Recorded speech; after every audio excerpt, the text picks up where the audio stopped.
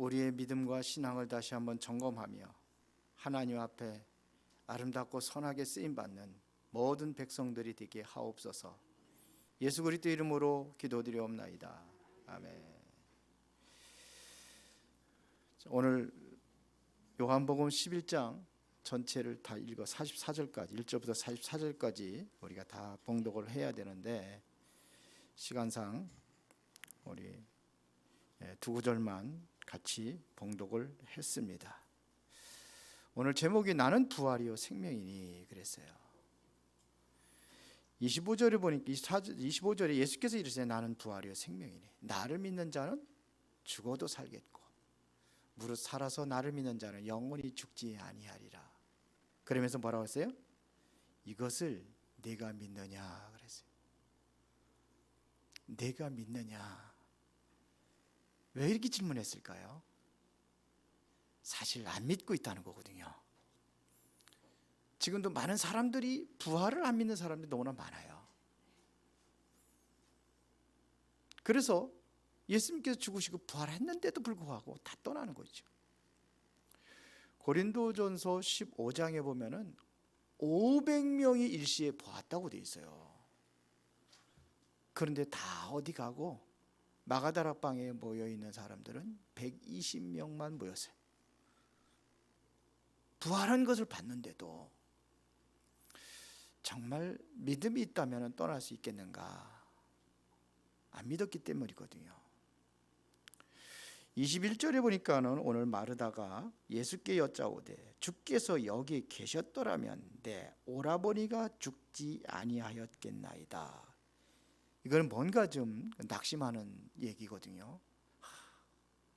예수님께서 함께 계시다면 절대로 우리 오라버니가 죽지 않았을 텐데 예수님께서 함께하지 않았기 때문에 우리 오라버니가 죽었다는 거죠. 완전히 슬픔에 잠겨 있습니다. 왜 이렇게 됐을까요? 왜 마르다가 왜 이렇게 낙심하고 절망에 빠져 있는 이유가 뭐냐? 누가복음 10장 38절부터 42절에 보니까 그 이전에 예수님께서 마르다 마리아의 이 집에 방문을 한 적이 있어요. 그런데 거기에 보면 예수님께서 그 나사로도 마리아와 마르다를 다 사랑했다고 되어 있습니다. 그런데 거기에 보니까요, 예수님께서 방문했기 때문에 뭔가 좀 음식을 준비하겠다고 해서 마르다는 열심히 준비를 하는 거예요. 그런데 마리아는 예수님 발 앞에 앉아가지고 예수님 말씀을 듣는 거예요. 그때의 40절에 이렇게 되어 있습니다. 준비하는 일이 많아 마음이 분주한지라.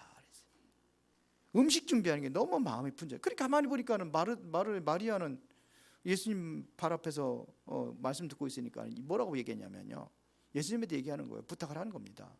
내가 이렇게 마음이 분주하고 지금 바쁜데 지금 마리아는 뭐 하고 있느냐 이거지. 쓸데없이 거기가 예수님의 발 앞에 앉아가지고 뭐 하고 있느냐. 저 빨리 마리아 좀 불러가지고 나 이 하는 일을 도와주게 해라. 이렇게 부탁을 하는 거죠. 그때 41절에 예수님께서 이렇게 말씀하셨습니다. 내가 많은 일로 염려하고 근심하나. 많은 일로 염려하고 근심하나. 이것 때문에 중요한 걸 뺏기는 거예요. 몇 가지만 하든지 혹은 한 가지만에 족하니라. 그러면서 마리아는 이 좋은 편을 택하였으니 빼앗기지 아니하리라 그랬어요. 뭐가 소중한 겁니까? 예수님께 지금 우선순위를 얘기하는 겁니다. 그거는 별로 중요한 게 아니야. 진짜 중요한 것은 뭐예요? 말씀 듣는 거예요. 마르다가 이걸 놓친 거예요. 이거 놓치면 다 놓치는 겁니다. 그러니까 문제와 사건이 생기면 절망하고 낙심하고 불안해하고 근심 걱정 이렇게 싸지고 다니는 거예요. 예수님 뭐라고 말씀하셨습니까? 수고하고 무거운 짐진 자들아 다 내게로 오라 내가 너희를 쉬게 하리라. 그런데 늘 그냥 짊어지고 다녀. 예배 시간에 은혜 받고 할렐루야 그러고 하다 나가다가 그냥 시험 당해가지고 또 문제 빠지고 예배에 실패한 겁니다. 하나님 말씀에 실패하는 겁니다. 그러면 모든 것 실패입니다. 그러면 그렇게 살아야 돼요. 불신자같이 똑같이 살아야 돼요. 구원 받았는데도 불구하고 불신자와 같이 똑같이 살아야 돼요. 뭘 놓쳐서요? 말씀을 놓친 거예요.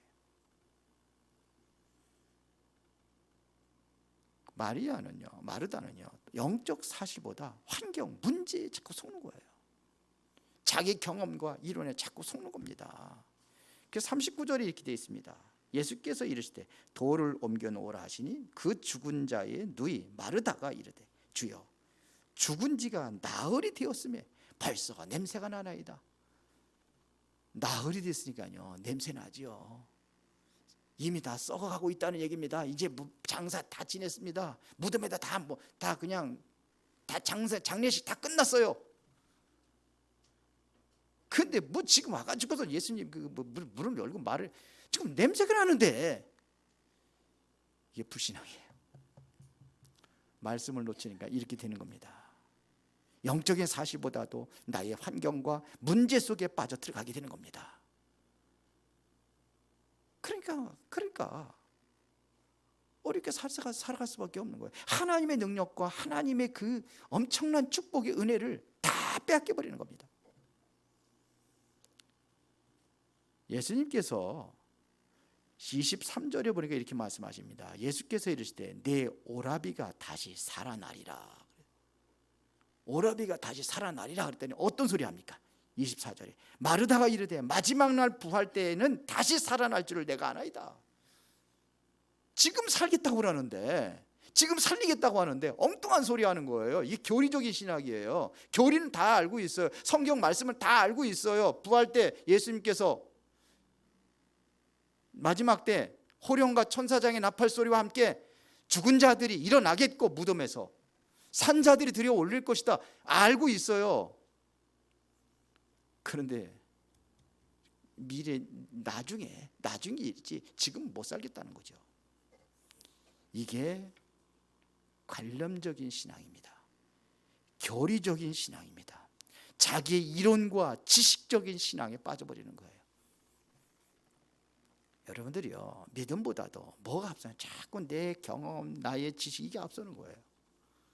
옛날에 유 목사님 메시지에 그런 얘기 하더라고요. 어떤 학생들 수련회를 가는데 똑똑한 사람들이 가가지고 그 앞에 저수지가 몇 미터가 되며 혹시 저수지에 아이가 빠지면 또 어떻게 그 병원이 얼마가 되며 이런까지 다 해가지고 그러고선 오케이 하고, 그러니까 뭐라 그러냐면 그렇게 똑똑하고 자기 머리 경험 가지고 다 신앙생활 하려고 하니까 하나님이 역사할 틈이 없다는 거죠.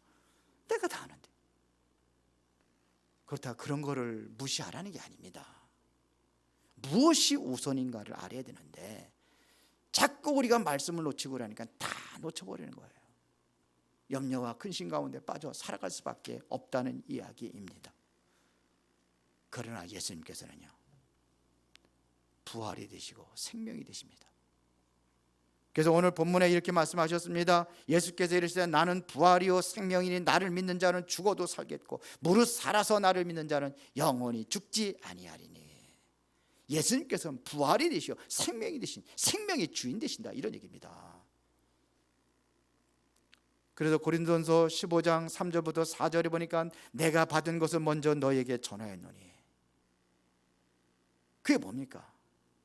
이는 그리스도께서 성경대로 죽으시고 장사 지낸 바 되었다가 성경대로 다시 살아나사, 성경대로 약속하셨잖아요. 죽으실 거 약속했잖아요. 그리고 부활하실 거 약속했잖아요. 성경대로. 죽었다는 이야기는요 무엇이 죽었느냐? 의의 죽음에 대해서는 죄에 대해서 죽은 겁니다. 그래서 베드로전서 2장 14절에 보니까 친히 나무에 달려 그 몸으로 우리를 담당하셨으니 이는 우리로 죄에 대하여 죽으시고 의에 대하여 살게 하려 하심이라. 그래서 우리가 예수 믿고서는 예수님께 십자가 박에 죽으셔서 우리 죄 먼저 다 용서했기 때문에 의로운 자라고 인정을 받는 거예요. 그걸 칭의라고 합니다. 의롭다고 인정. 원래가 죄인인데 그리스도가 모든 죄를 다 용서했기 때문에 의로운 자로 인정을 받는 겁니다. 부활은요 사망 권세 깨뜨리고 지옥 권세, 사단의 권세, 죄의 권세 완전히 다 끝내버린 겁니다. 이게 부활이에요. 이 사실을 믿는 자는 어떻게 돼요? 죽어도 살겠고. 죽은 게 아니에요. 예수님께 죽었는데 앞에 보면은 잔이라 그랬거든요. 잔다고 표현하고 있습니다. 죽은 게 아니라 잔이라. 자는 거예요. 스데반 집사가 돌에 맞아 죽었는데 뭐라 하냐? 잔다고 돼 있어요. 무릇 살아서 나를 믿는 자는 영원히 죽지 아니하리니. 영원한 생명, 영생입니다. 이걸 영생이라고 하는 거예요. 부활의 신앙을 가진 사람들이 영원한 생명을 얻고 영생에 들어가는 것입니다.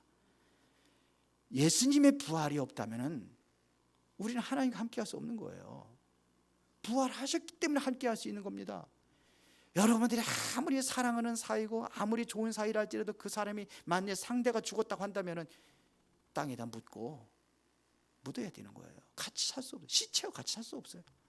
살아계시기 때문에 지금도 우리와 함께 하시는 겁니다. 보혜사 성령으로 영원토록 너희 속에 계시겠습니다. 살아계신 그 하나님께 지금 살아계시기 때문에 그리스도가 내 안에 함께 하신단 말입니다.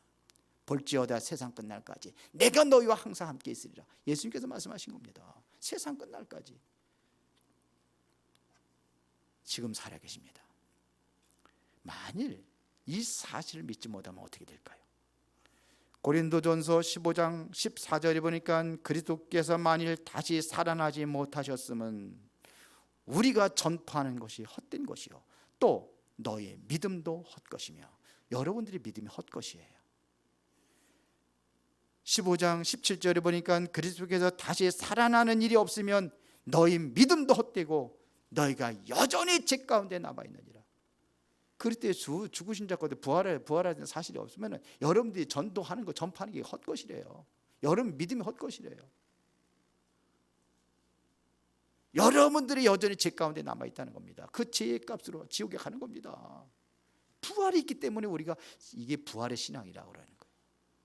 생명을 새롭게 얻고 영원히 하나님과 함께하는 그 은혜 속에 들어가는 겁니다. 이걸 믿는 겁니다. 그렇죠. 고린도서 15장 20절에 보니까 그리스도께서 죽은 자 가운데서 다시 살아나사 잠자는 자들의 첫 열매가 되었느니라. 그래서 다 죽은 자 가운데 다시 생명의 열매, 첫 열매가 되어진 거예요. 이 은혜와 축복 여러분들이 누리시기를 바랍니다. 하나님의 영광의 축복, 이게 바로 부활로 이루어진 겁니다. 두 번째는요, 28절부터 35절에 보면 예수님께서 안타까워하시면서 눈물을 흘리십니다.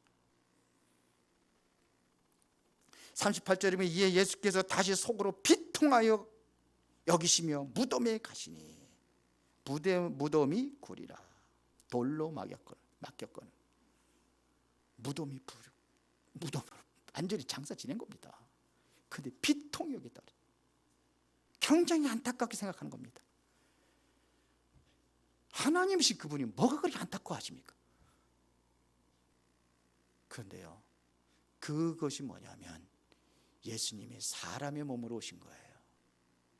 인성을 가지신 예수님이십니다. 그래서 성육신 그러는 거예요. 하나님이신 그분이 육신을 가지고 이 땅에 오셨다는, 그래서 비통할 줄도 압니다. 그렇죠. 그러면 왜 애통하십니까? 그건 바로 죄와 사망에 대한 주님의 애통하시는 거예요. 죄로 인해서 사망과 멸망에 빠지니까 그걸 애통해 하시는 겁니다. 마태복음 9장 35절부터 38절에 보니까 예수님께서 현장에서 이제는 천국 복음을 전파하고 모든 병과 모든 약한 것들을 고치셨다고 그랬습니다.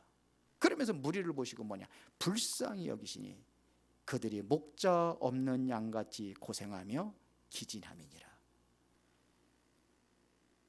이게 예수님의 탄식이에요. 그러면서 뭐라고 말씀하십니까? 제자들에게 이르되 추수할 곳은 많되 일꾼이 적으니 그러므로 추수하는 주인에게 청하여 일꾼을 보내달라고 하라. 이게 안타까운 심정이에요. 지금 다 멸망에 빠져 있는데 주님께 이것 때문에 울으시는 거예요. 에스겔의 마른 뼈다귀를 보고 하나님께서 에스겔을 들고 가자. 이 뼈들이 살겠느냐. 그것은 바로 이스라엘 백성들을 상징하는 거예요. 완전히 뼈다귀처럼 그렇게 완전히 앙상한 뼈다귀처럼 완전히 죽어 있는 거예요. 이거를 보시고 예수님께서 지금 탄식을 하시는 겁니다. 이것을 보시고 예수님은 지금도 눈물을 흘리고 계시는 겁니다. 예수님의 눈물을 아는 자들이 되어야 됩니다.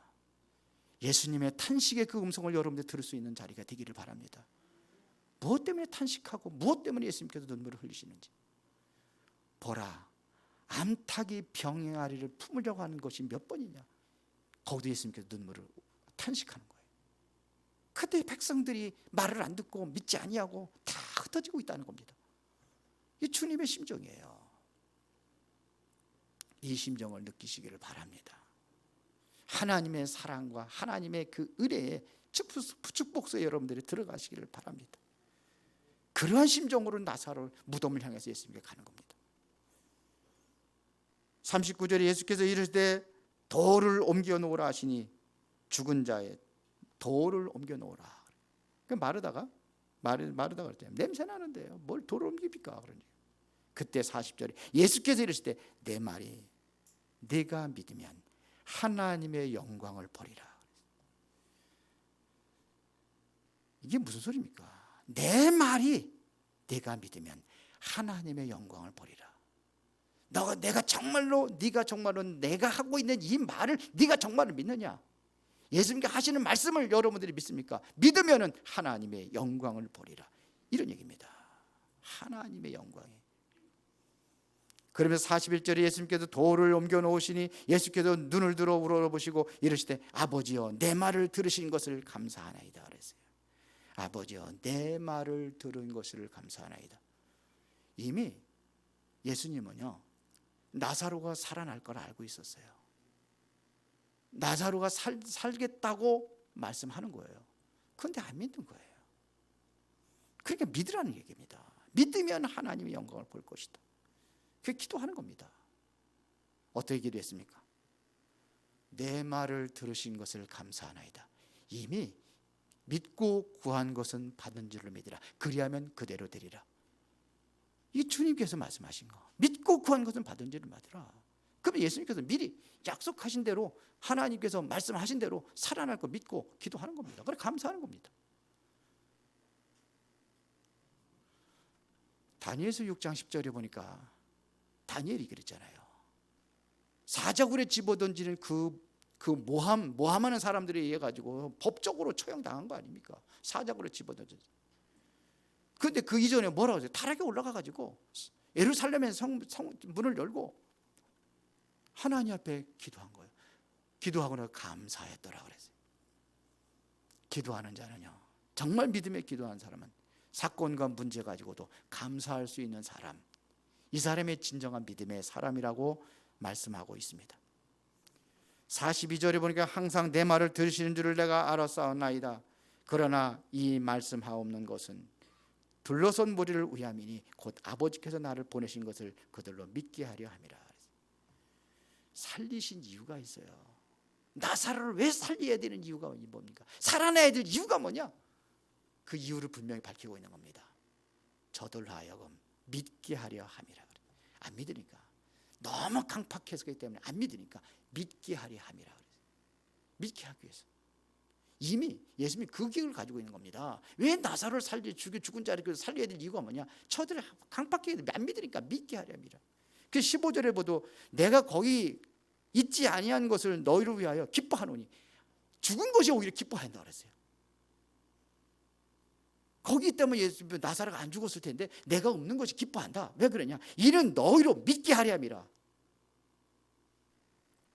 믿게 하기 위해 이 사건을 통해서 예수님께서 뭐냐? 모든 사람이 믿음을 갖기를 원하는 거예요. 여러분 메시지 유 목사님 가끔 가다 그런 소리 하죠. 뭐 홍해바다 가르는 그게 대단한 것이냐, 그게 안 믿으니까 가른 거 아니냐, 이런 얘기예요. 맞아요. 안 믿으니까 그거 보고 하나님 살아계시고 믿게 하려고. 죽을 병이 들고 죽을 일이 생겼는데 살아났다, 그거 가지고 할렐루야 감사합니다 하나님 살아계십니다 그러잖아요. 지난번에 얘기했지만 어떤 집사가 차 타고 차를 몰고 운전하다가 가다가 완전히 교통사고에 박살났는데 차는 다 폐차했는데 자기는 말짱한 거예요. 그 아버지한테 달려가가지고 아버지 정말 감사해요. 하나님이 살아계십니다. 이거 뭔데? 내가 이렇게 교통사고 났는데 나는 하나도 안 다치고 살아났습니다. 이것은 기적입니다. 하나님께 나를 천사를 통해서 보호하신 겁니다. 그런데 아버지는 뭐라고 그랬어요? 나는 너보다 더 감사하다. 아니 아버지는 더 큰 문제 일어났습니까? 아니다. 아무 문제 일어나지 않았다. 그게 더 감사한 거죠. 그렇지 않아요? 안 믿으니까. 그렇게 해서라도 하나님 살아계신 믿게 하려고 홍해바다를 걸리고 여리고성을 무너뜨리고 태양과 달을 멈추게 하고 그런 역사를 일으키는 겁니다. 그렇죠. 저희로 믿게 하려 함이라. 그러면서 나사로야 나오라 그랬더니 나사로가 배를 완전히 감은 채로 그대로 걸어 나오는 거예요. 시체가 걸어 나오는 거예요. 예수님께서요 참 말씀을 잘 하시죠. 나사로야 나오는 게 나사로만 나온 거예요. 만일 예수님께서 시체야 나오라 그러면 전 세계 시체들 다 일어났을 텐데 다행이요. 그러면 큰일 나겠죠. 나사로야 나오라. 예수님의 말씀이 떨어질 때 죽은 자가 살아났어요. 하나님은 재창조 역사를 일으키는 거예요. 창조의 하나님이십니다. 말씀하실 때에 우주와 만물이 창조됐습니다. 예수님께서 말씀하실 때에 포도주가 물이 떨어진 그 물이 포도주가 됐습니다.